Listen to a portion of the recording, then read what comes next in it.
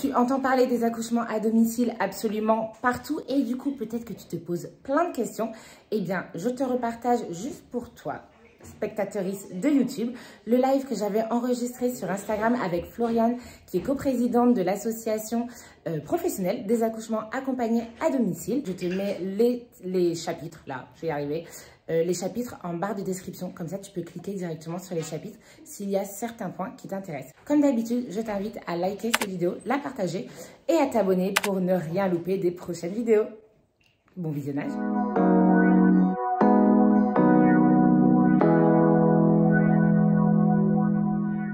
Bonsoir tout le monde, bienvenue au live accouchement à domicile. Ce soir, je reçois Floriane, qui n'est autre que la présidente de l'association professionnelle des accouchements accompagnés à domicile. Et je vous propose dès à présent que j'invite Floriane. Hop. Bonsoir Floriane. Bonsoir Charline. Comment vas-tu? Très bien, je suis ravie de te rejoindre. Et moi je suis ravie, merci beaucoup d'avoir accepté mon invitation. Comme tu dois avoir l'habitude, forcément ce sujet a soulevé beaucoup de questions. Et donc on va pouvoir aborder ça ensemble tout au long de ce live. Ce que je propose, c'est que on peut commencer par te présenter. Est-ce que tu peux nous dire qui tu es?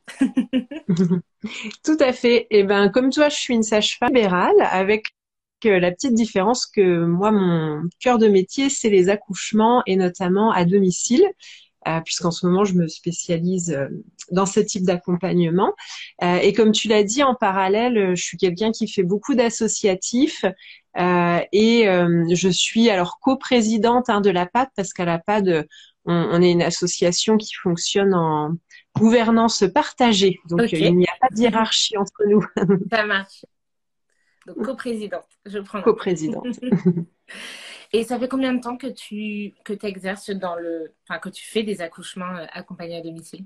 Tu t'es lancée là-dedans? Alors, ouais, que je fais vraiment que ça va faire la 5e année. Encore que là, je suis dans une période de pause, mais voilà, je vais reprendre bientôt, enfin j'espère.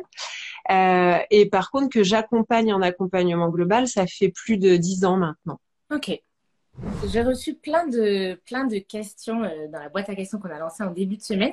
Je propose que, voilà, moi je vais faire la journaliste qui te pose des questions. Parfois même, je vais sortir de mon rôle de sage-femme pour vraiment poser les questions générales qui reviennent le plus sur l'accouchement à domicile pour qu'on puisse voir ce qui est vrai dans les idées reçues sur ce sujet, ce qui est faux, ce qui est discutable. Parfait. Déjà, est-ce que tu peux nous dire tout simplement ce que c'est un accouchement à domicile? Pourquoi je pose la question? Parce que du coup, je me doute qu'il y a un cadre. Donc, est-ce que tu peux nous définir quel est ce cadre? Qu'est-ce que c'est un accouchement à domicile? Ok, donc déjà c'est un accouchement, ça va.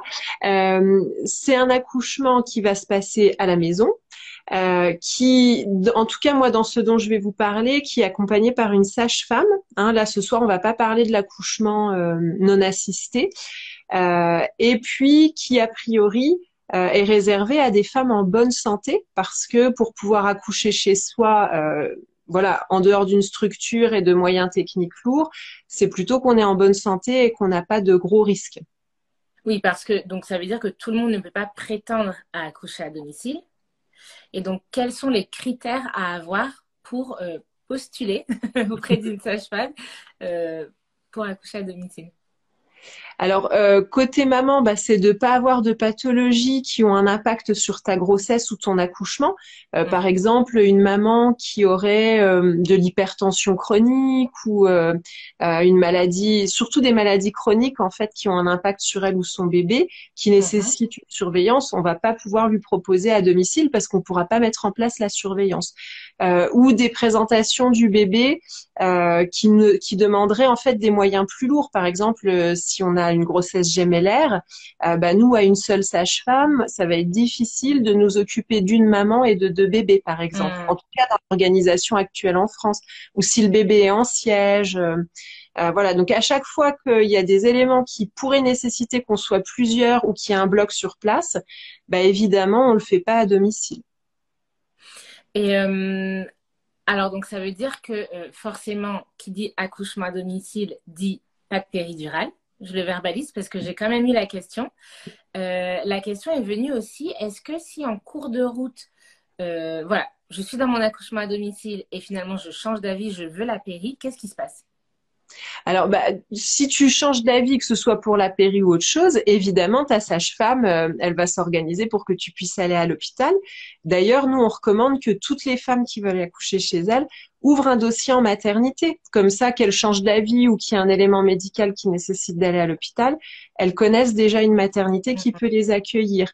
Après, juste pour rassurer les femmes sur cette histoire de douleur, moi je disais, ça fait plus de 10 ans que je fais de l'accompagnement de naissance naturelle, donc sans péri. Mhm. Je n'ai quasiment jamais eu de transfert pour de la douleur. J'ai des Ouais. transferts parce que l'accouchement se complique. Et là, oui, sur un accouchement qui dure 2 jours, peut-être à un moment, tu as envie d'une péridurale. Mais sur un accouchement normal, une femme bien préparée, surtout si son compagnon est bien préparé, en plus dans son cocon familial, je veux dire, c'est génial. Tu as ta baignoire, ton salon, tu as ton petit chat qui vient ronronner. Enfin, tout ça, ça paraît bête, mais c'est des choses qui font que tu supportes beaucoup mieux l'accouchement. Et donc, je rebondis sur ce que tu viens de dire. Tu parles d'une bonne préparation. Euh, En fait, comment ça se passe? On imagine, je suis en début de grossesse, je me pose la question, peut-être que je suis sûre de moi, peut-être que j'hésite, mais en tout cas, je voudrais contacter une sage-femme qui fait de l'accompagnement de l'accouchement accompagné à domicile. Déjà, comment je fais pour trouver cette sage-femme? Est-ce que c'est simple? Est-ce qu'il y en a beaucoup en France? Non, alors c'est pas simple du tout, ni en France ni ailleurs, hein, Mhm. d'ailleurs. Alors il y a l'APAD, l'Association professionnelle de l'accouchement à domicile, peut-être tu donneras le lien, Ouais, qui publie une carte qu'on remet à jour au moins tous les 6 mois ok. de toutes les sages-femmes de France. Après, il faut savoir que pour le moment, on est moins d'une centaine du fait de plein de problématiques en France sur cette pratique. Donc, il y a des tas de régions où vous ne trouverez pas de sage-femme à domicile, malheureusement, ou des régions comme la mienne. Moi, je suis toute seule pour 5 départements. Hmm. Évidemment, c'est malheureux, mais limite, il faut m'appeler dès le test pipi, quoi. Et même là, il y a des risques que je sois plus disponible. Bah oui, Donc, c'est c'est sûr. pas si évident. Mais si par chance, il y en a une près de chez vous, vous l'appelez. Il y a un premier entretien en général pour répondre à toutes vos questions, vérifier qu'il n'y a pas de contre-indication ni médicale, ni de lieu, parce que par exemple, il pourrait ne pas avoir de problème de santé, mais vous habitez à 1 heure et demie d'un hôpital.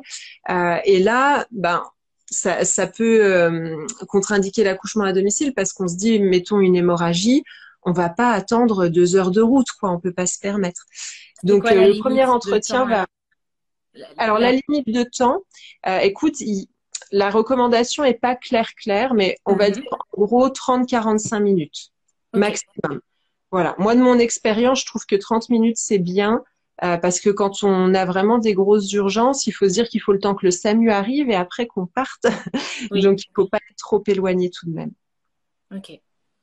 Donc voilà, donc déjà, donc habiter dans un périmètre 30 km autour d'une maternité, avoir une sage-femme dans le coin, donc on la contacte le plus tôt possible parce qu'on se doute qu'il n'y en a pas beaucoup et comme les demandes augmentent, ou est-ce que c'est juste qu'on en parle plus ou toi tu ressens que les demandes augmentent? Ah non, les demandes augmentent énormément, Mm. bon, avec le Covid notamment, mais aussi Ouais. avec toute la communication sur les réseaux, hein. Les femmes se sont vraiment saisies de la question de l'accouchement Mhm. et s'informent. Et une fois informées, elles ont envie d'un peu autre chose. Ok. Donc la demande est croissante, néanmoins peu de sages-femmes, donc vraiment je contacte au plus tôt la sage-femme autour de moi, je la rencontre, je fais l'entretien dont tu as parlé. Dans tous les cas, un rendez-vous à la maternité à un moment donné pour ouvrir son dossier. Il me semble qu'il y a également un rendez-vous donc à la maternité, mais également avec l'anesthésiste à la maternité. Alors, C'est en c'est ce fait, il qui n'y a se passe. pas d'organisation nationale. Donc, Ok, ça va dépendre de ta sage-femme. d'accord. Certaines ont un accord qui dit il faut voir l'anesthésiste et un gynéco. Dans d'autres endroits, tu vois qu'un anesthésiste. Dans d'autres endroits, tu vois qu'une sage-femme. Donc là, il faut bien se renseigner auprès de votre sage-femme. Qu'est-ce qui est mis en place? Et notamment dans certaines régions, il n'y a rien de mis en place. Et il faut le savoir, en fait. Est-ce que ça vous Ouais, convient que rien ne soit mis en place ou pas? ouais, ok, très bien. Et donc, j'ai pris toutes ces infos-là. Et là, tu parlais tout à l'heure d'une bonne préparation pour la mère et pour l'accompagnant. Donc, ça veut dire que je ne peux pas juste rencontrer une sage-femme, dire j'ai envie d'accoucher à la maison, mais accompagnée par une sage-femme, mais j'ai pas envie de me préparer, je gère ma préparation. Est-ce que c'est possible de faire ça? Mais bien sûr, en fait, c'est de l'accompagnement en fonction de là où arrive la femme. Donc, si Mhm. tu veux, moi, des fois, j'ai des mamans qui arrivent dans mon cabinet avec leur conjoint. Ils ont un parcours de vie, ils ont peut-être même déjà beaucoup de bébés, ils ont eu l'occasion de se préparer, de cheminer. On va pas refaire toute une prépa forcément ensemble. D'autres couples vont au contraire avoir besoin de beaucoup d'informations ou d'expérimenter dans le corps aussi, hein. Il y a des femmes, bon, elles ont déjà plein de théories, mais elles ont besoin d'exercices ou le couple Ouais. a besoin de voir des techniques de massage. Donc, on va vraiment s'adapter à chaque couple là où il en est. Et en tout cas, même s'il n'y a pas besoin d'une préparation au sens apprendre de nouveaux outils, Mhm. il va y avoir une préparation du projet et surtout une mise en lien, la création d'une intimité avec ta professionnelle qui va te Ouais. suivre, parce que c'est un petit peu ça, nous, notre secret pour réussir à accompagner justement sans péridurale, Mhm. c'est qu'il y a une intimité, une très bonne connaissance du couple qui nous permet vraiment d'accompagner de manière très individualisée et pertinente. Oui, donc finalement, même si tu as un couple extrêmement préparé qui presque n'aurait besoin de rien comme clé, Mm. avoir des rendez-vous, ça permet de tisser ce lien entre vous tout de même. Oui, tout à fait. Ok. Euh, Question purement pratique, mais combien ça coûte Alors là encore, ça pour le va coup? dépendre. Et ça va dépendre notamment de où vous habitez. Par exemple, c'est comme beaucoup de choses, un accouchement à domicile, ça coûte beaucoup plus cher à Paris que au fin fond du Morvan. Mhm. Voilà, parce que il y a toute une partie qui est prise en charge par la sécurité sociale, Ok. mais le fait que votre sage-femme va être de garde 7 jours sur 7, 24 heures sur 24 pendant 5 semaines, pour le moment, comme pour les maisons de naissance, ce n'est pas prise en charge par la sécurité sociale. Donc, en fonction des charges de la sage-femme, ça va être plus ou moins cher. La moyenne en France est de 700 euros. Mais quand Ok. je dis ça, ça veut dire qu'on va aller de 300 euros à 1500, 1700 euros. Ok. Ok. Donc c'est quand même important de le souligner.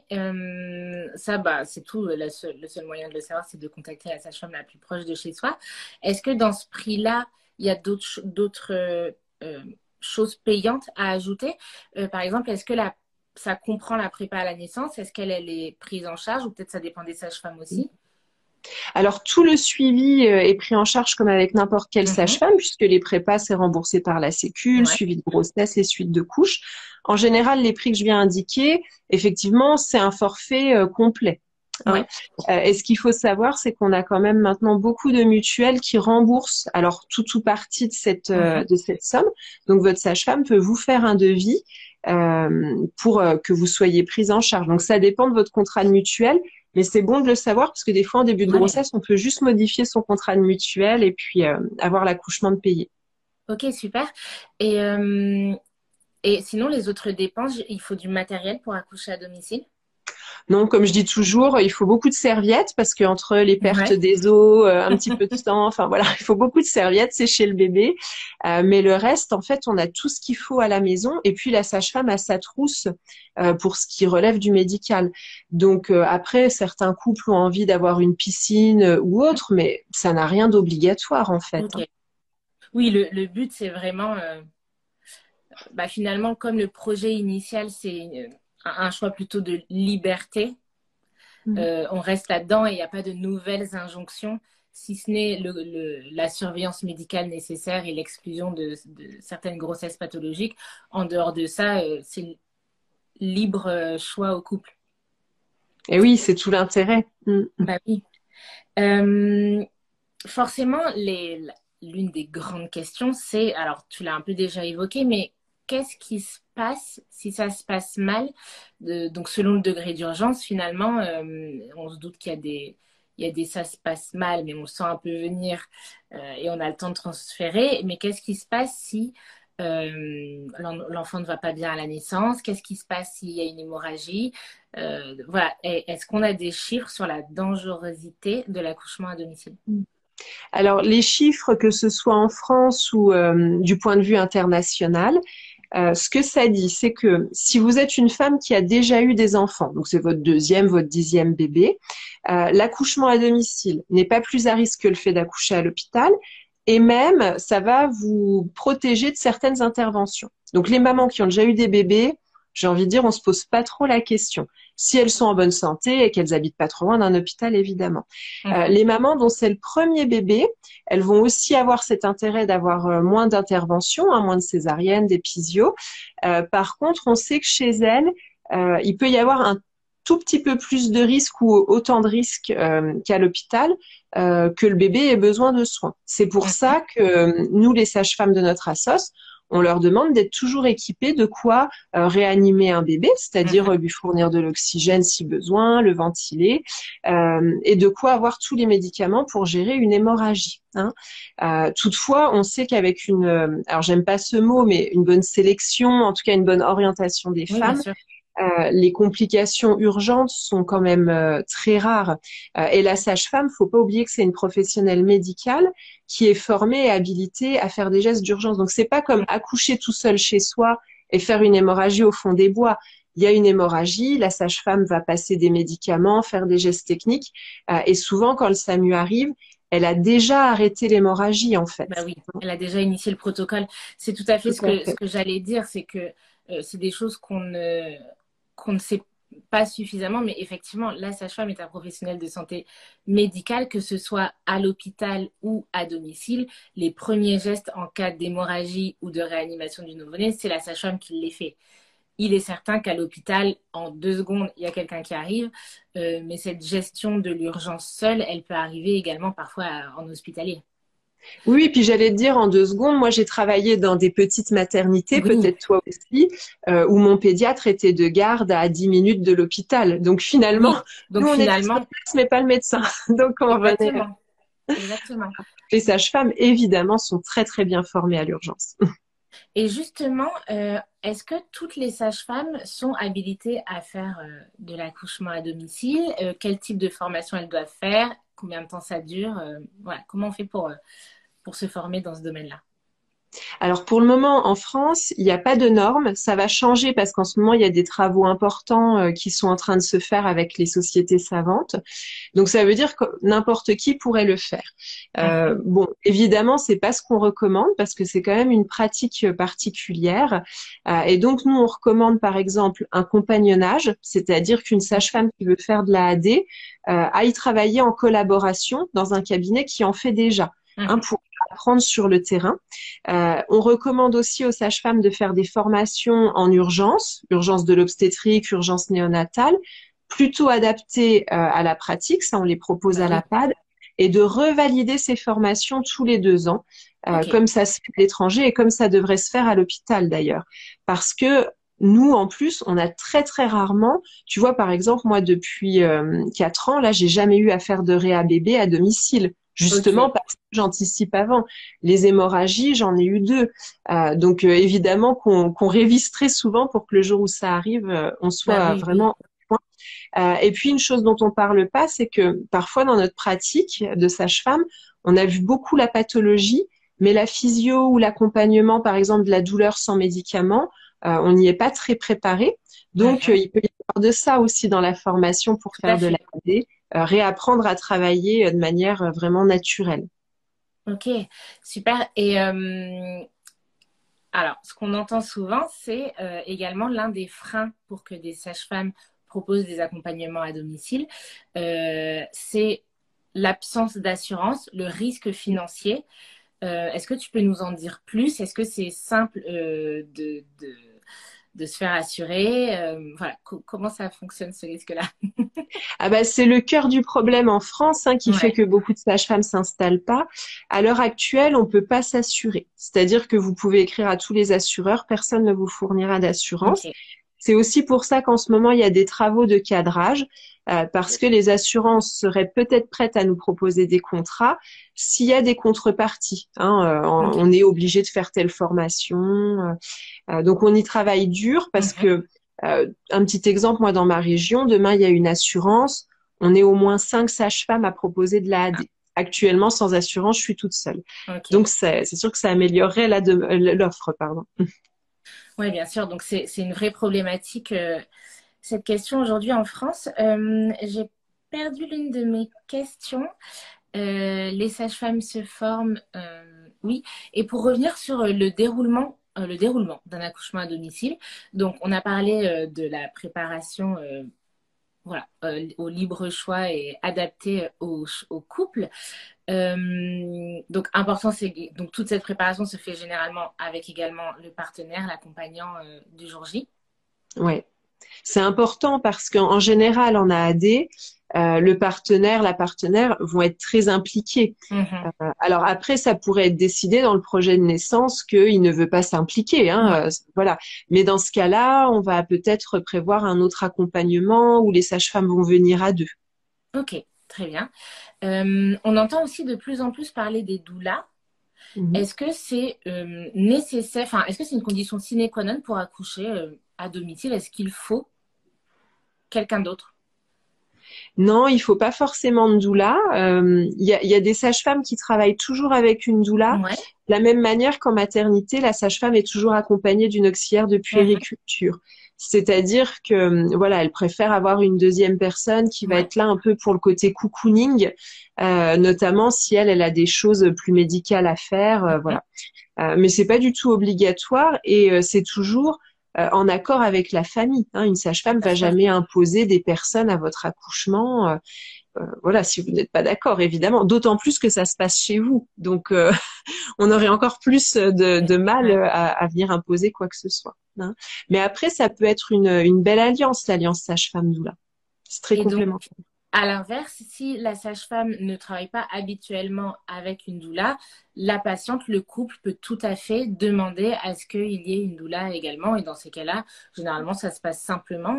Enfin, je dis généralement, tu connais peut-être pas toutes les sages-femmes de France, mais Oui, en général, ça se passe bien. La plupart du temps, bah, on prend le temps de se rencontrer si on n'a jamais Mhm. travaillé ensemble. Déjà pour nous, en tant que professionnels, voilà, se mettre raccord. En général, il n'y a pas de souci parce qu'on est toutes les deux là pour être au service de la femme, hein, donc. Et donc, j'ai créé ma petite team pour l'accouchement. Voilà, ça y est, c'est le jour J. Je commence à avoir des contractions. Je crois que c'est le moment. À quel moment, toi, tu interviens? Est-ce que tu arrives à quel moment du travail, pré-travail, le couple t'appelle? J'imagine qu'il y a une part de liberté, mais il y a peut-être également des consignes où tu dis, bah là, quand même, j'aimerais vraiment arriver avant tel moment. Ou, enfin, voilà. Quels sont... Bah, qui nous appelle avant que ça pousse, ça c'est évident. Mais après, comme on se connaît bien, on connaît à la fois bien le projet de la famille et on connaît aussi les besoins et les attentes. Mhm. C'est-à-dire qu'on sait qu'il y a des femmes avec qui, si on va être là trop tôt, ça va vraiment être perturbant pour elles. Ouais. Donc avec elles, on va peut-être avoir convenu d'arriver un peu plus tard, mais d'être très en lien avant par téléphone. Ça peut d'ailleurs être le partenaire hein, qui par téléphone nous tient au courant pour qu'on puisse aussi dire à un moment, écoute, là vu tout ce que tu me décris, je vais peut-être me mettre en route, quitte à me Ouais. cacher dans la cuisine, mais voilà, ça paraît quand même bien amorcé. Et puis avec d'autres femmes, ça va être le contraire, hein, de dire, ben, peut-être qu'habituellement je viendrai plus tard, mais chez toi, dans ton histoire, on sait que ça va être important, que tu aies une présence très tôt, c'est ce qui va te permettre de vraiment te mettre dans ton Ouais. accouchement, puis finalement ça s'intensifie. Donc là encore, on va être vraiment dans une individualisation bah, de chaque histoire, quoi. Et donc, forcément, tu l'as dit tout à l'heure, tu es d'astreinte. Donc, euh, au total, tu comptes 5 semaines, genre 4 semaines avant le terme, une semaine après. Non, il faut accoucher avant le Oui. terme pour accoucher. Enfin, Bah non, avant. c'est ce que tu viens de dire. C'est ce Ok. que tu viens de dire parce qu'en fait, il y a quand même 20% des femmes qui dépassent leur terme, hein, Ben qui oui. accouchent entre 41 et 42. Donc nous, on prévoit le coup, ça fait beaucoup Ouais. 20%. Mm, mm. Ok, donc pendant 5. Et donc, à ce moment-là, elle peut t'appeler. Toi, j'imagine que tu as un nombre limite de patientes dans la. Est-ce que tu as des plages de 5 semaines qui se chevauchent parfois? Oui, parce qu'en général, on accepte plusieurs femmes dans le même mois, hein, donc Ouais. forcément, sur 5 semaines, bah, ça se chevauche. Bon, ce qu'on recommande souvent, c'est entre 3 et 5 accompagnements par mois pour une sage-femme, Ok. ce qui évite d'avoir des doubles accouchements en même temps. Mhm. Après, il y a des collègues qui acceptent plus d'accouchements, il y en a d'autres qui en font moins. Là encore, c'est important que chaque famille discute avec sa sage-femme et puis envisage ça parce que ça pourrait être dérangeant pour une famille de savoir que notre sage-femme, elle accompagne 15 autres couples Bien et sûr. qu'elle risque fortement de pas pouvoir arriver dès le début du travail, hein. Ouais, la transparence dès le départ pour vraiment prendre un choix en connaissance de cause de toutes les conditions du moment. Oui. Et donc, tu es joignable. Tu peux même être joignable pendant tout le pré-travail, toute une partie du travail par appel, par message. Donc, finalement, tu es déjà sollicité un petit moment. Et puis, tu arrives, alors, combien de temps tu peux rester avec, avec un couple? Enfin, voilà, combien de temps ça te prend, le moment de la naissance? Alors, en moyenne, nous, on a évalué que ça prenait 6 heures, parce qu'en fait, on Ok. évalue tous les accouchements qui se passent. Mhm. Donc, voilà, en moyenne, entre le moment où les femmes nous appellent et puis les heures qu'on va passer après la naissance, c'est plutôt 6-8 heures. C'est Ok. vrai que ça paraît pas très long, mais les couples sont souvent assez autonomes, donc ils appellent Mhm. pas forcément tôt. Et puis, il faut dire quand même que ce contexte d'accouchement très intime fait qu'on a plutôt des travails, comme on dit, brillants, quoi. Ça, Mhm. voilà.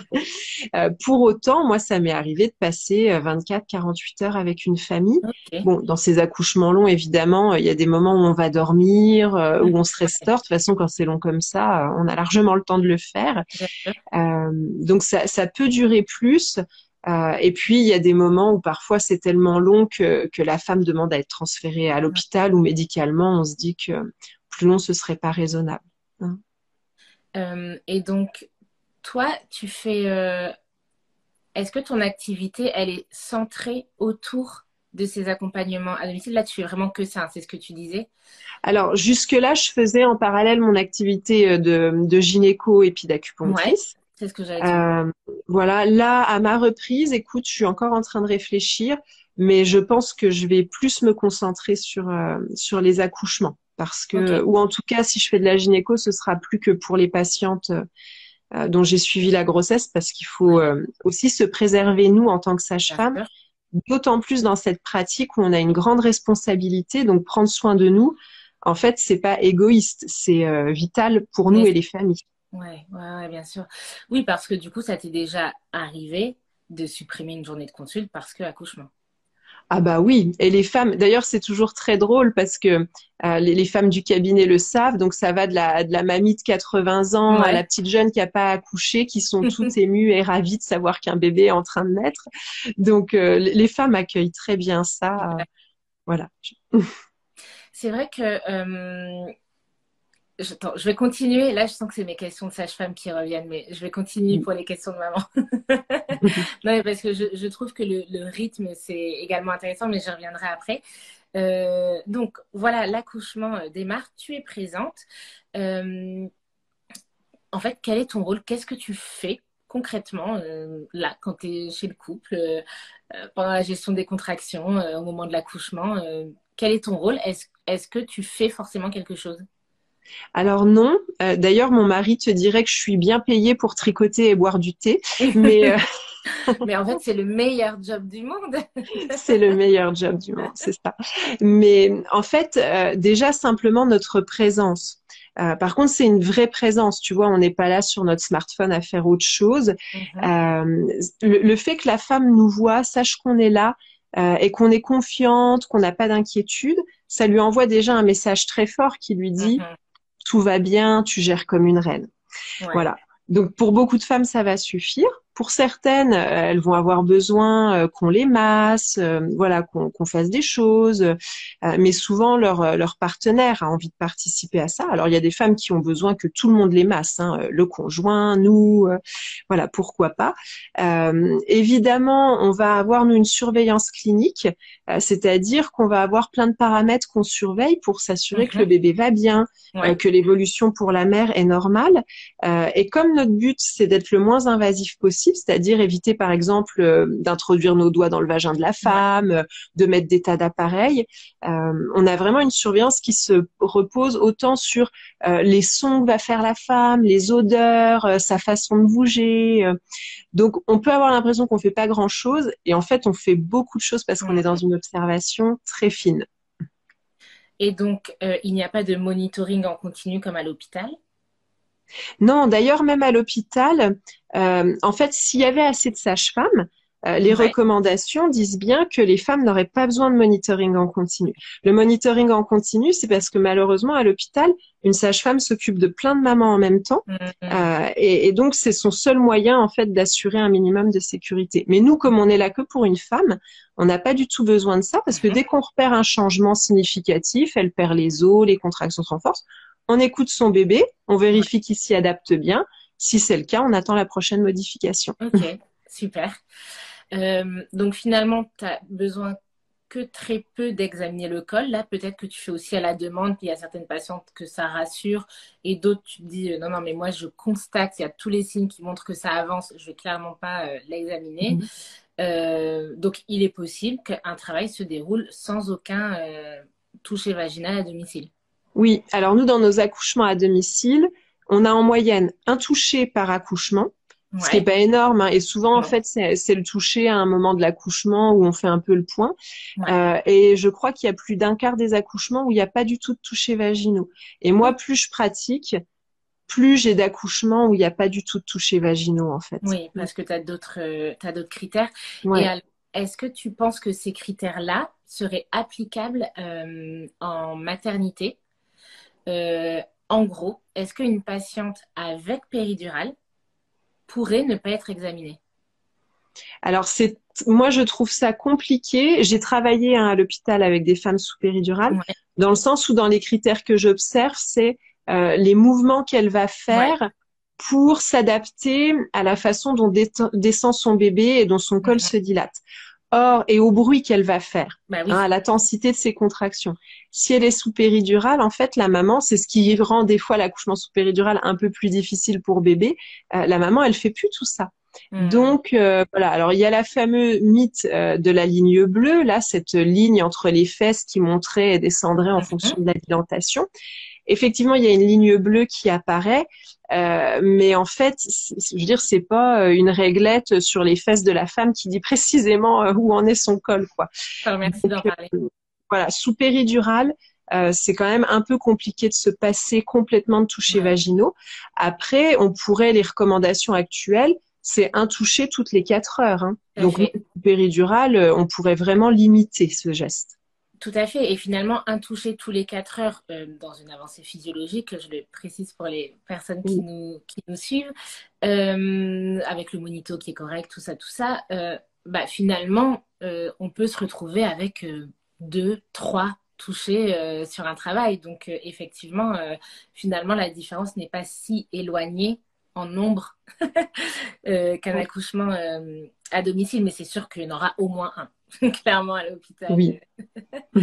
Mais ouais, ok, je te remercie pour ton retour. J'étais plutôt d'accord avec toi, mais toi qui vois vraiment des femmes dans leur cocon accoucher, je trouve que ça permet aussi d'avoir un regard, cette distance, d'avoir le regard sur le travail qui se fait à l'hôpital. Il y a des choses qui sont discutables et parfois il y a tellement de choses qui sont discutables qu'on discute de tout.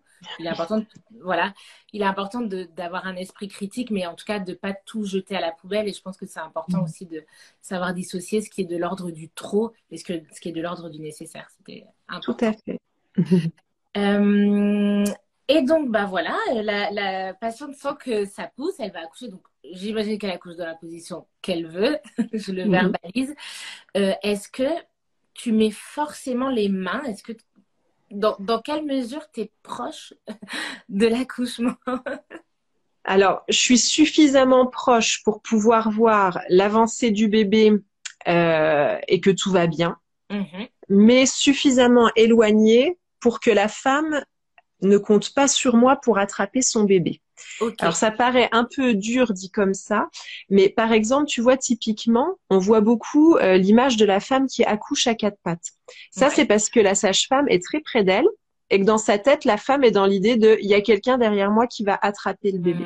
Et dès qu'on s'éloigne un petit peu plus, la femme va avoir ce merveilleux réflexe de mettre ses mains ou de dire à son amoureux « il est là, attrape-le !» Et là, ils vont le faire ensemble. Et quand tout se passe bien, en fait, toutes les femmes te le diront, puis je pense que tu l'as entendu, cette sensation d'avoir la tête de ton bébé qui arrive dans ta main, la puissance en fait qui se dégage, ça te donne à toi-même une puissance incroyable et une magie et une force, pas uniquement pour l'accouchement, mais que tu gardes pour toute ta vie, quoi. Ah bah, Je n'ai jamais réceptionné mon enfant, mais par contre, moi, je n'accompagne plus d'accouchement depuis plus de 3 ans. J'ai l'impression de encore sentir ce que c'est Ouais. que de sentir une tête au creux de sa main. C'est la force de la poussée, enfin voilà, avec, comme tu dis, les sons, donc Mm. oui, effectivement, permettre au couple de sentir ça, c'est top. Donc, au final, tu es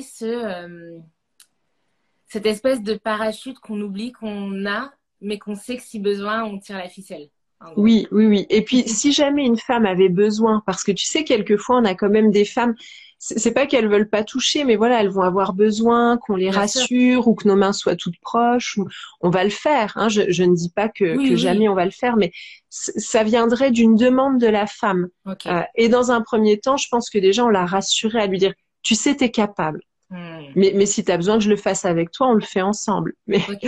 Mais voilà. Mais effectivement, nous, ouais, l'image du parachute peut être bonne. L'enfant né, combien de temps tu restes là à domicile avec ce couple? Alors, un minimum, c'est 2 heures.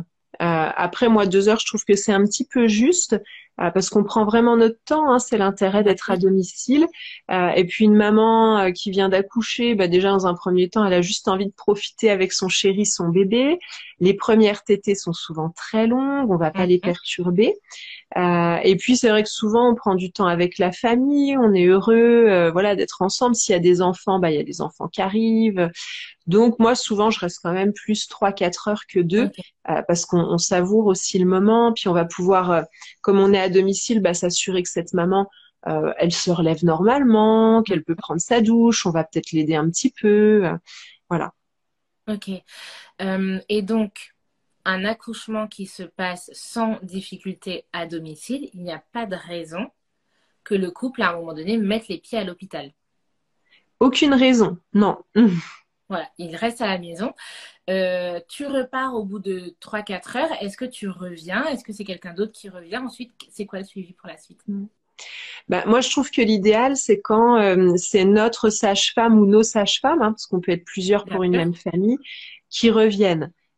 D'ailleurs, pour nous, en tant que sage-femme aussi, hein, moi, j'aime Bien beaucoup sûr. revenir après, voir l'évolution de la famille. Quelquefois, la configuration fait que on va travailler avec une collègue libérale du secteur qui va faire Mhm. certaines des visites parce que bah, on n'a pas le temps ou parce que la famille est un peu trop éloignée de chez nous. Donc on va s'adapter. Hein. Et puis il y a des familles qui avaient déjà une sage-femme qui les suivait. Par exemple, toi, tu pourrais avoir des familles que tu accompagnes, mais qui veulent accoucher chez elles. Alors là, Complètement. des fois, c'est quelque chose qu'on convient tous ensemble de dire, bah moi, je suis ta sage-femme d'accouchement, évidemment, mais les Mm. suites de cours, on va les faire ensemble parce que comme ça, tu vois tes deux sages-femmes. Et est-ce qu'il y a je sais pas, comme une réglementation disant que tu dois passer autant enfin, qu'il doit avoir autant de visites? Parce que comme l'hôpital, c'est au moins 48 heures, est-ce que finalement, pendant au moins 48 heures, tu dois passer une fois par jour ou pas forcément? Non, il y a pas de règle. Alors, en général, on le fait. Hein, c'est vrai que le lendemain, de toute façon, de l'accouchement, on revient. Ça, c'est Mm. évident. Si la famille a accouché dans la nuit, parfois, on repasse même le soir, surtout Ouais. quand c'est des premiers bébés. Hein, il peut y avoir des aides à l'allaitement. Mais voilà, on va vraiment s'adapter. Il n'y a pas de réglementation. À minima, il y a la visite du lendemain, la visite des 3 jours pour les tests de dépistage, hein, le fameux Guthrie, la petite prise Ouais. de sang qu'on fait au bébé, les tests auditifs. L'examen du 8e jour doit être fait par un médecin. Donc là, Ouais. en général, les familles vont voir leur médecin de famille, leur pédiatre. Mhm. Mais bon, entre 3 jours et 8 jours, souvent, nous, on repasse. Euh, on va dire que sur les 15 premiers jours, on peut venir 15 fois Bah ou oui. au minimum 3 fois. Ouais, Voilà. ça marche. Et donc, je vois que quelqu'un a posé la question de est-ce que la sage-femme fait l'examen l'examen médical du nourrisson tout de suite après l'accouchement comme à la maternité? Et est-ce qu'il est le même? Je te laisse répondre à cette question. Mm. Alors, l'examen, c'est toujours le même. Après, on va le faire là encore, nous, peut-être de façon moins invasive qu'à l'hôpital. Encore que Mhm, beaucoup d'hôpitaux sont devenus quand même beaucoup plus safe par rapport au bébé. mhm. Et on va le faire. Alors, si on constate que l'enfant va bien, peut-être de manière un peu plus tardive. Mais là aussi, il y a maintenant des hôpitaux qui font cet examen qu'au bout de 2-3 heures. Donc, les lignes bougent. On peut plus opposer complètement domicile-hôpital, et heureusement, parce que dans les hôpitaux, des choses s'améliorent. Voilà. Mais il y a un examen médical qui est fait. Le carnet de santé est rempli. La famille a un carnet de santé. Il n'y a pas besoin d'aller chez le médecin pour ça.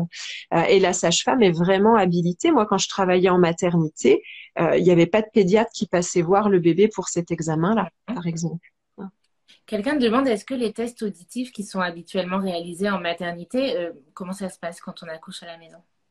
Alors, ça dépend. Nous, on a rarement les appareils parce que ce sont quand même des appareils très, très chers pour le peu qu'on va s'en servir. Mais en général, on travaille avec notre réseau.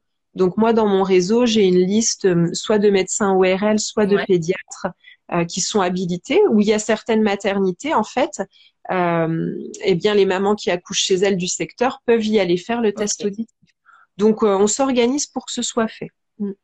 Donc vraiment, je reverbalise, mais comme je vois beaucoup de questions qui se répètent, toute la sécurité et tous les examens qui sont proposés à la maternité seront réalisés soit par toi, soit par ton réseau. En gros, on ne manque de rien. Non. Il n'y a pas à un moment donné une défaillance de surveillance. Tout est pareil, en fait. Simplement, ce n'est pas au même endroit. Et puis, effectivement, vous verrez moins souvent un médecin. C'est ça. Il y a quelqu'un qui demande, mais est-ce que, on va revenir sur le côté sécurité, si quelque chose se passe mal, mais qu'on n'a pas le temps d'aller à l'hôpital, enfin, je sais ce que tu vas répondre, mais qu'il faudrait faire une césarienne en urgence, en fait, comment ça se passe? Alors, normalement, on fait en sorte de ne pas se retrouver dans ces situations parce qu'en fait, dans l'imaginaire, et à cause de la télé notamment ou d'autres choses, on s'imagine qu'une césarienne, ça peut être tout va bien et dans la seconde, je dois césariser une femme. Exactement. Toutes les personnes qui ont travaillé en obstétrique savent bien que en général, on a des signes avant-coureurs. Oh oui. Et c'est très rare, même des anomalies du rythme cardiaque où on part dans le fameux code rouge, où on dit code rouge, on part dans les 5 minutes, on sort notre bébé. Souvent avant, c'était déjà une femme où on avait vu des choses. Donc le cas de la césarienne en extrême urgence, c'est des situations mais exceptionnelles. Après, effectivement, même à l'hôpital, au final. peut arriver à l'hôpital, la fameuse procidence du cordon, qui est ce cordon qui passe devant la tête du bébé. Et parfois, c'est des situations tellement extrêmes que même à l'hôpital, on ne peut pas les résoudre. Donc, il faut pas croire, voilà, ces situations extrêmes, en fait, où qu'on soit, elles seront extrêmes. Elles sont extrêmes.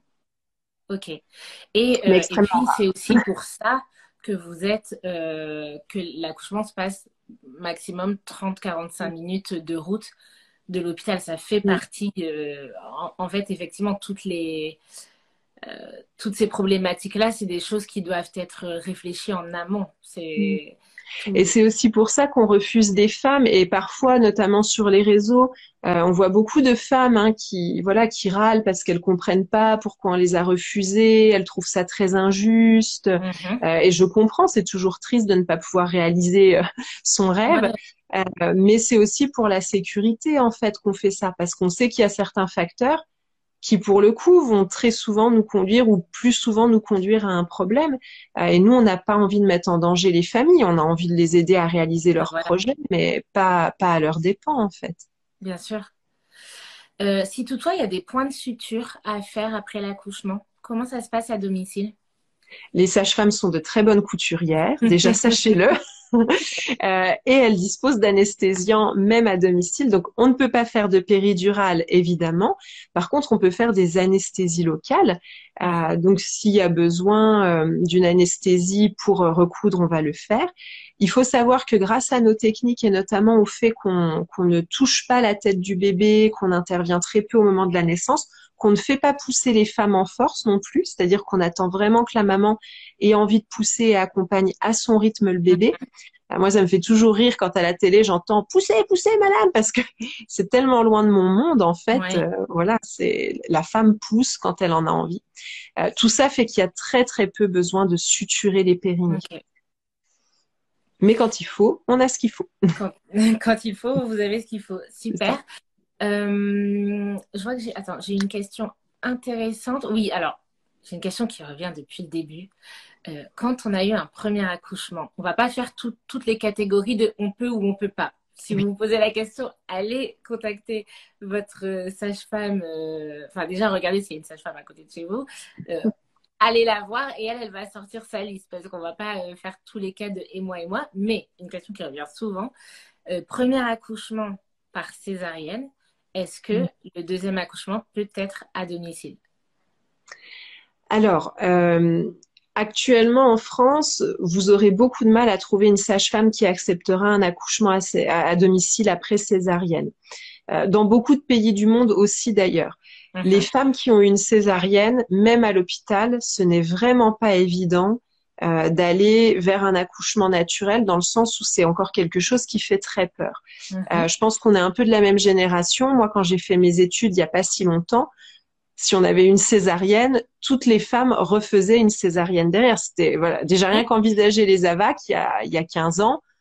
Ouais, enfin, après, tu sais, pour le coup, je suis dans une région où, tu vois, quand Ah, tu ok. parles de les choses changent et on fait un examen au bout de 2-3 heures, moi, j'ai que vu ça dans ma pratique. Donc, du coup, T'es déjà dans une super région, oui. donc ça va. Mais voilà, en tout cas, la question de la vac, ça reste une question Ouais. hyper touchy en France. Ça, c'est clair. Et donc, du coup, à domicile, de trouver une équipe hospitalière à qui on va dire bonjour, je veux accoucher chez moi et j'ai eu une césarienne. L'équipe hospitalière, en fait, va faire des bons incroyables. Par exemple, Nanterre, en région parisienne, ça peut se faire parce qu'avec l'équipe hospitalière, ça peut se discuter. Ok. Voilà. Donc, c'est vraiment dépendant du secteur, mais c'est compliqué à mettre en place en France. Ouais. Même quand c'était une césarienne programmée pour Mm. disproportion fœto-pelvienne et que Et finalement, oui, ouais, parce qu'en fait, le risque qui est craint, c'est vraiment la rupture la ré- utérine, alors qu'en fait, on se rend bien compte que c'est un risque assez infime et qu'on Mhm. pourrait peut-être aller sur de l'accouchement à Ouais. domicile pour ces femmes-là.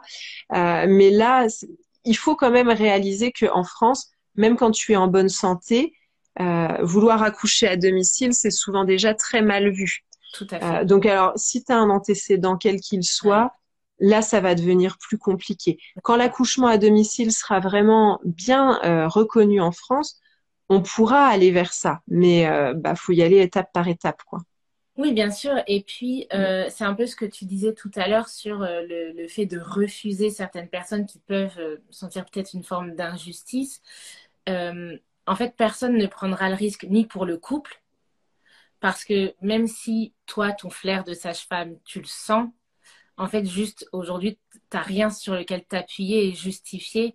Et donc, t'as pas non plus envie de prendre ce risque pour l'autre, mais pour toi non plus, en fait. Tu vas pas risquer parce que comment dire, le couple peut avoir une idée avant, mais s'il y a complication, c'est toujours simple tant que tout va bien finalement. Et parfois, après coup, on se dit, bah oui, elle m'avait déconseillé, elle a quand même accepté. Bah non, c'est aussi le rôle du soignant de mettre les limites. Et voilà, c'est le rôle du soignant de mettre les limites. Oui, oui, oui, c'est ça, hein. Et les limites bougent en fait. La médecine, ça Aussi, bouge. bien sûr. Donc voilà. Mais je pense que sur la question de la VAC, l'accouchement après césarienne, Ouais. il y a une vraie mobilisation des femmes aussi qui est Mm. en train de se faire, hein, voilà, pour permettre plus de possibilités. Donc on voit que ça bouge à l'étranger, ça bougera en Ouais, France.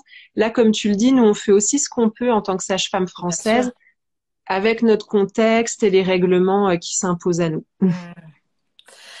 Euh, Donc, on a parlé, ben, écoute, on a répondu à beaucoup de questions. Je regarde mes petites notes. Est-ce que, avant que je ne prenne les questions qui sont en commentaire, toi, il y a certaines choses qu'on n'a pas abordées qui te semblent essentielles à ajouter pour les personnes qui nous regardent?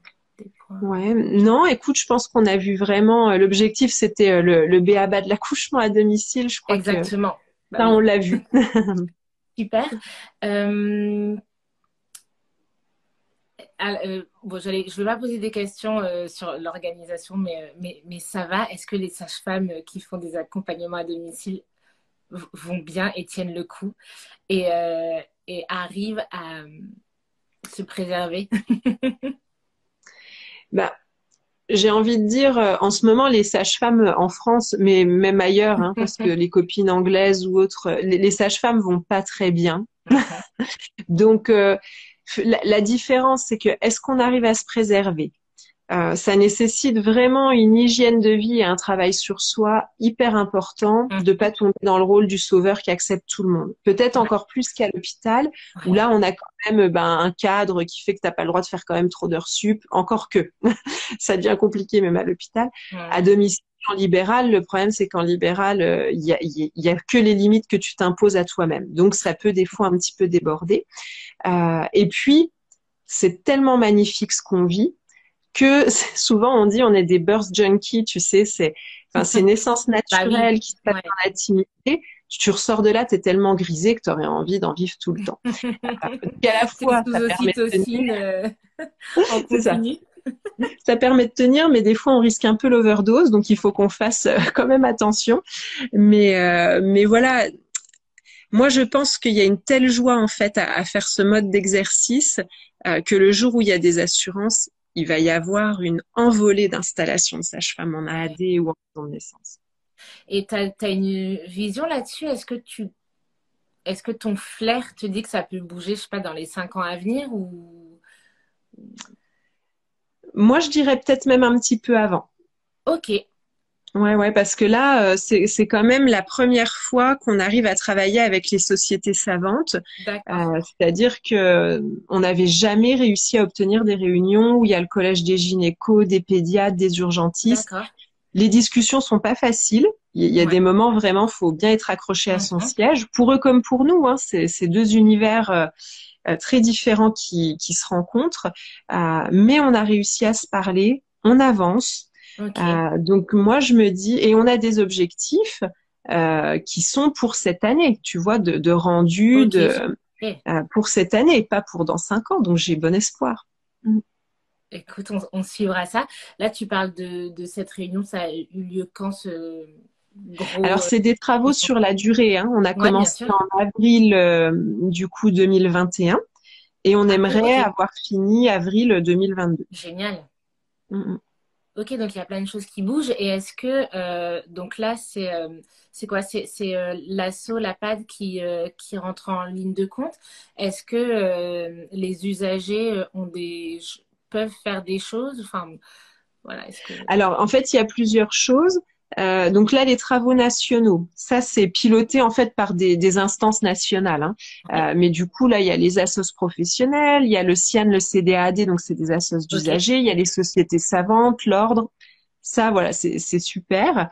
En parallèle, il y a une mobilisation de femmes. Il y a un collectif de femmes hein, qui en ce moment est en train d'œuvrer. Mhm. C'est le hashtag je veux.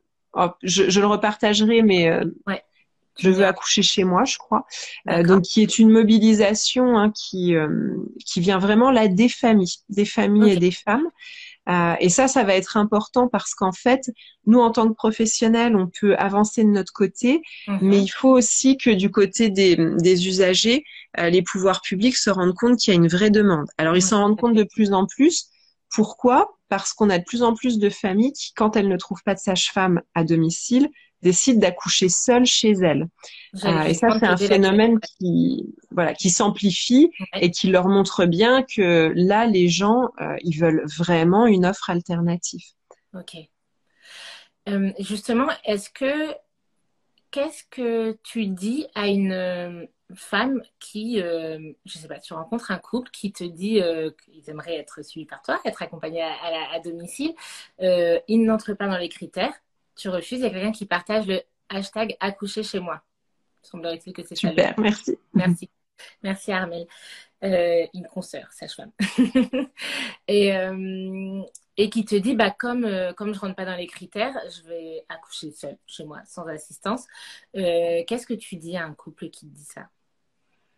Alors, si c'est parce qu'elle ne rentre pas dans les critères et qu'elle a des risques médicaux, je vais revenir avec elle sur ses risques, Ouais. évidemment. Et puis, je vais travailler avec elle sur est-ce qu'on pourrait pas retrouver des alternatives, en fait, avec la maison de naissance, avec l'hôpital du coin. Nous, on a réussi à négocier des projets avec des maternités qui pourtant, voilà, parfois étaient très fermées, euh, grâce à la détermination des familles. Donc, si moi, j'estime que la famille est en danger, je vais travailler là-dessus, tu vois, parce que je trouve ça important. En tout cas, je n'accepterai jamais d'être prise en otage et d'aller chez une famille qui me dirait, bah écoute, tu viens pas, tant pis, nous on accouche tout seul, on t'appelle à la dernière minute. Ça, c'est pas correct en fait. On peut pas avoir une bonne relation entre nous en partant sur ce principe-là.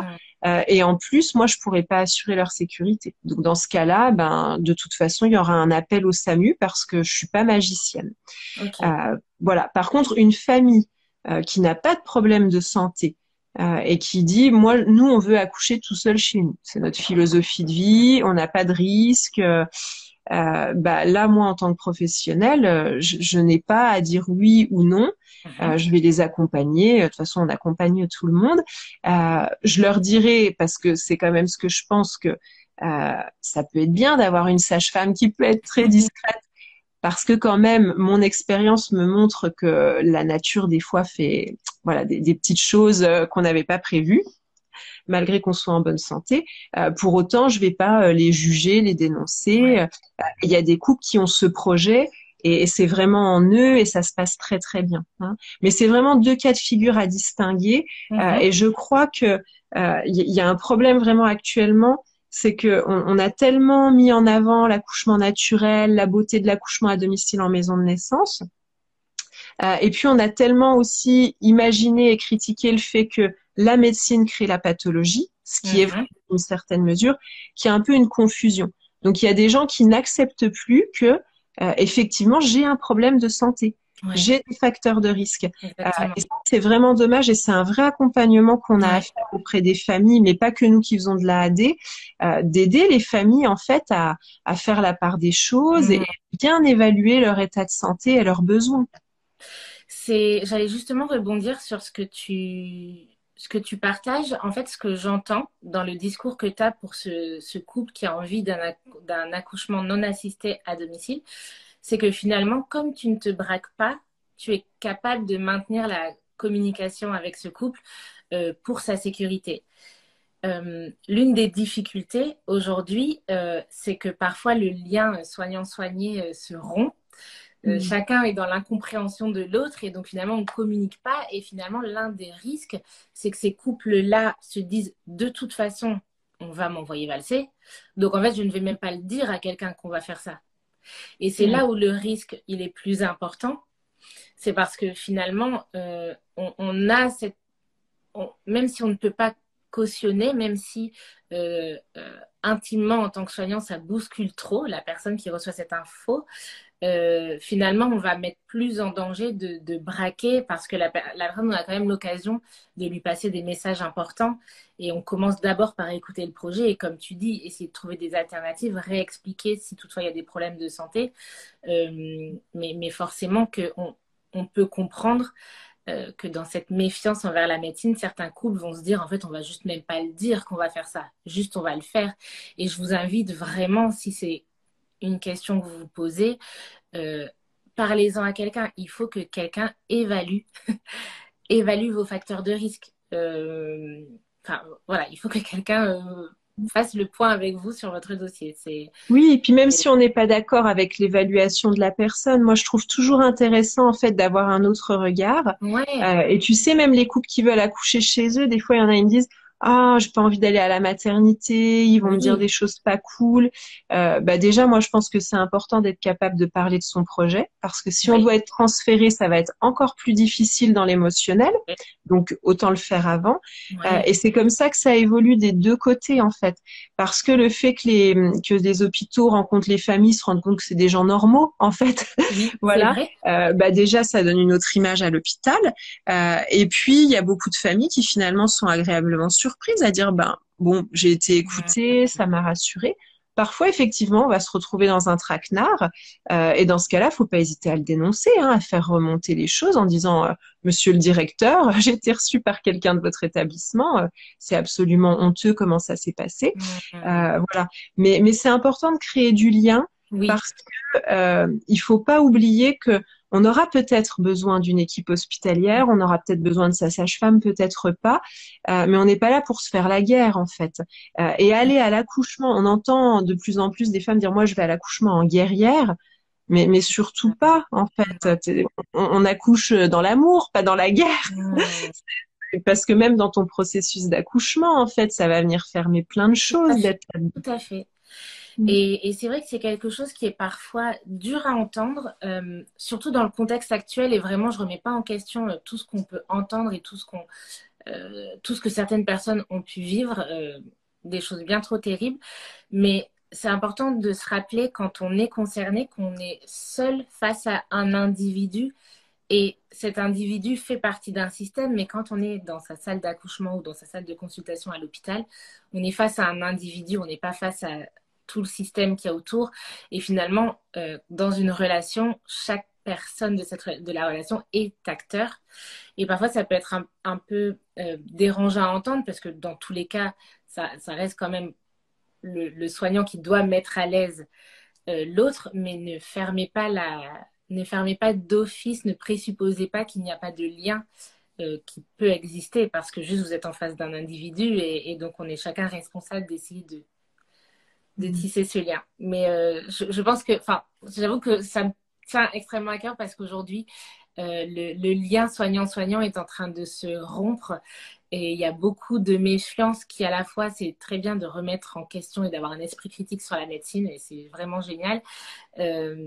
Et en même temps, le lien soignant-soigné est tellement important et essentiel pour un suivi médical que voilà, je trouve que c'est vraiment très important d'en parler. Oui, oui, puis comme tu l'as dit, moi j'ai beaucoup appris de couples en fait contre qui je me suis pas braquée. Ouais. J'ai pu continuer à les accompagner, j'ai pu faire bouger mes lignes aussi parce qu'on apprend des choses et des fois même nous on se dit ah bah finalement j'avais des présupposés qui étaient peut-être pas les bons. Donc c'est très important. Moi je crois que notre rôle de soignant, il est vraiment d'être au service des gens. Il Ouais. n'est pas de les rejeter, de les Mhm. discriminer. Et ça, enfin, c'est important des deux côtés. Et Ouais. moi, je dis toujours aux femmes, enfin, vous m'auriez connue à 18 ans, l'allaitement, je trouvais ça dégueu. Accoucher, oui, bien sûr, sans péridurale, mais bon, peut-être même pas d'enfant. Enfin, Mhm. tu vois, j'étais pas du tout là-dedans. Et c'est parce que des femmes sont venues m'interpeller, me dire, Ouais. ça va pas, là, ce que vous avez fait, ou, mais moi, je vais accoucher à quatre pattes, et puis c'est comme ça, et puis, eh ben, c'est ça qui m'a fait bouger. Donc, c'est intéressant de se rencontrer. Complètement, complètement. Et c'est rigolo, l'autre jour, j'en parlais sur la prépa à la naissance, tu vois. Je disais au final, parfois on entend ou on lit beaucoup de... Peut-être que entre elles, les femmes vont se dire, ah punaise, il manque vraiment ça en prépa. Mm. Vraiment, ça, c'est jamais assez abordé. Mais est-ce qu'une sage-femme qui lit pas tous les commentaires de tout le monde sur les réseaux sociaux est au courant de ce ressenti-là? Bah, en fait, je pense qu'il y a beaucoup de sages-femmes qui se diraient, ah bah mince, en fait, il y a aucune de mes patientes qui m'a dit, bah telle info, franchement, j'ai senti qu'elle m'avait manqué. Et du coup, nous, en tant que soignants, on se sent tout bête en se disant, mince, ça fait 5 ans que bah, je donne pas cette info-là. Et donc, et donc finalement, les retours et la... Ouais, c'est ça, les échanges avec les personnes qu'on accompagne, c'est aussi ce qui nous fait grandir et évoluer. Et ouais, je rejoins exactement ce que tu dis parce qu'on se dit, bah, je vais pas le dire parce que c'est juste que le soignant, peut-être, il s'en fout s'il le fait pas. Alors que pour beaucoup, on se dit, bah, en fait, juste, je savais pas. Mais du coup, d'être interpellé, ok, je l'entends et je me rends compte qu'en plus, vous êtes plusieurs à me le dire. Donc, c'est que vraiment, j'en parle pas et que je vais l'ajouter à ma prépa. Ouais, tout à fait. Non, effectivement, mais bon, on divague. Ça me paraît pas mal. Là, il n'y a plus trop de questions qui sont revenues. Je pense qu'on a vraiment tout retracé. Tu vois, cette heure est passée en 2 secondes. Mhm. Vous allez retrouver le replay de ce live sur normalement, si ça fonctionne en IGTV. Merci énormément, Floriane, pour tout ce que tu as partagé. Vraiment, on entend la passion dans ta voix quand tu parles des accouchements à domicile et c'est super agréable. En réalité, j'aurais encore plein de questions à te poser, mais je pense que pour le BABA, on va s'arrêter là. C'est pas impossible qu'un jour, on parle plus de ton parcours, mais ce sera pour une autre fois. Avec plaisir. Écoutez, merci à tous pour vos questions, votre participation. On va arrêter le live ici. Un grand merci encore, Floriane. Merci beaucoup. Et voilà, les choses évoluent. Donc, bravo à toutes les personnes qui prennent la parole sur ce sujet parce que vraiment, que ce soit les soignants comme les futurs parents ou ceux qui ont déjà accouché, bref, tout le monde, et ben en fait, c'est souvent on dit qu'au final, la politique ne fait que structurer ce qui ressort de la société. Donc, c'est vraiment chacun d'entre nous qui faisons émerger des sujets de société. Et en fait, c'est pas les politiques qui vont se dire « Ah, bah tiens, si on autorisait les accouchements à domicile ». Donc, vraiment, vous faites à chaque fois bouger les lignes. Donc voilà, continuer des discussions ouvertes et sans se braquer. C'est comme ça qu'on fait bouger le monde, rien que ça. Rien que ça, Charline. Eh ben, écoute, merci d'avoir fait bouger le monde ce soir en donnant la parole à une sage-femme à AD. Bon, allez, bonne soirée à tout le monde et Bonne puis à bientôt, Floriane. Salut. Salut. Comme d'habitude, je t'invite à liker cette vidéo, la partager et à t'abonner pour ne rien louper des prochaines vidéos.